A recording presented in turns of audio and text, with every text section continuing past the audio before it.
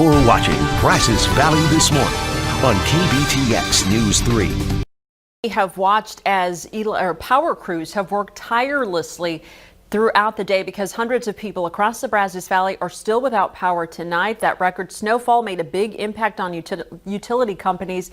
Clay Falls actually followed some linemen working today, and he met with the customers waiting for those lights to come back on.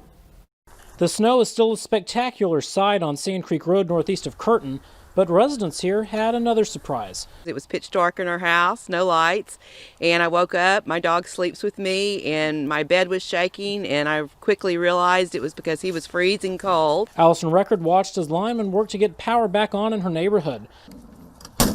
BRYAN Texas Utilities had more than 250 customers still without power Monday morning after a peak of about 1,000 during the snowstorm. And that's due primarily to downed power lines and down trees. That was a very wet, heavy snow that we saw that can really weigh power lines and trees down, and eventually they give way and break. BTU is prioritizing the outages impacting the most people first.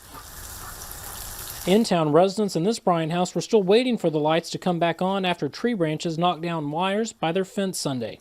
Pretty much ripped the whole service down. Navasota Valley Electric Cooperative was also dealing with close to 6,000 members without power Monday. For Record, the work to get the lights back on isn't going unnoticed. They were out here early this morning working on it, so I respect them. My heart goes out to them. That can't be a fun job for them, so total thanks to them for sure. In BRYAN, Clay Falls, News 3.